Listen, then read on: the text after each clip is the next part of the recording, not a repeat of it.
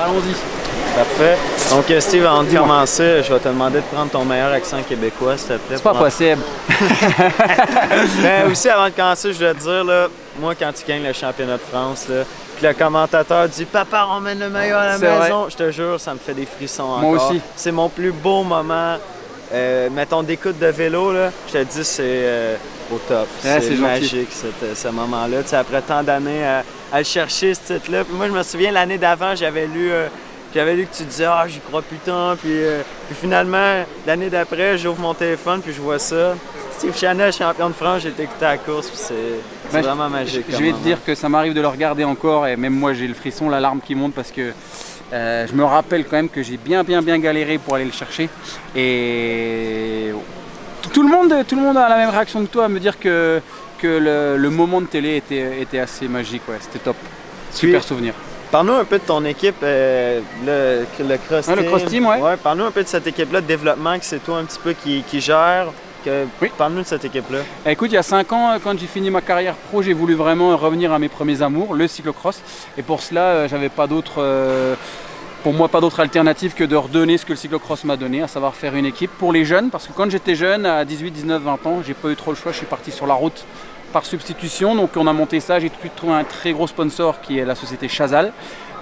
Qui m'aide vraiment et qui me fournit 90% du cash, comme on dit, pour faire vivre cette société et cette association. Bonne expression québécoise, du cash. C'est vrai, ouais. Parfait, on n'aime pas trop l'utiliser, nous, en France.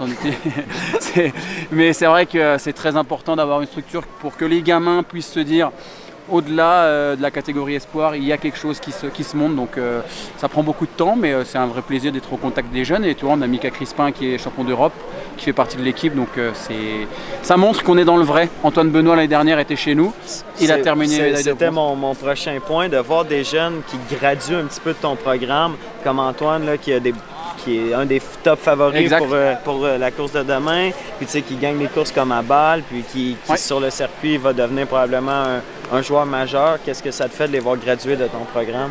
Il y a deux options. Soit je suis content parce que ça veut dire que la formation, ça veut dire dans le moment où on est, c'est bien, c'est qu'on fait des belles choses, mais il y a de la frustration parce que là, aujourd'hui, ils récoltent les fruits, mais ils gagnent avec le mode champion de France avec marqué Alpecin et pas avec marqué forcément Chazal Canyon 3 GMO. Donc forcément, il y a une espèce de petite frustration de ne pas pouvoir lui proposer ce qu'il a chez Alpecin. Donc c'est pas de sa faute, c'est à moi de travailler pour lui proposer peut-être dans un avenir proche la même chose que ce qu'il a tout simplement chez Alpecin Phoenix.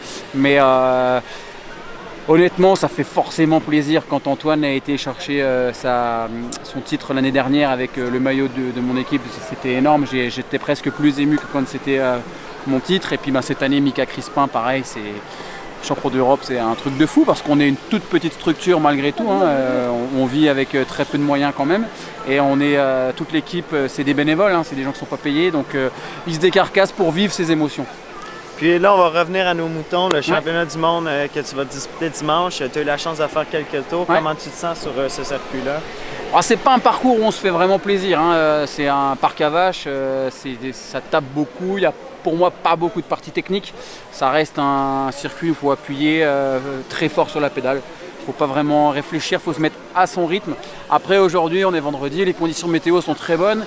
Ils annoncent de la pluie, donc ça peut changer aussi la donne. Il faudra voir en fonction de la météo des prochains jours et des prochaines heures. Mais c'est vrai que comme ça, a priori, de tous les sons de cloche qu'on a de tous les coureurs, c'est quand même pas un parcours super technique. Maintenant, il en faut pour tout le monde, donc dimanche, il faudra mettre la poignée dans l'angle et tout donner.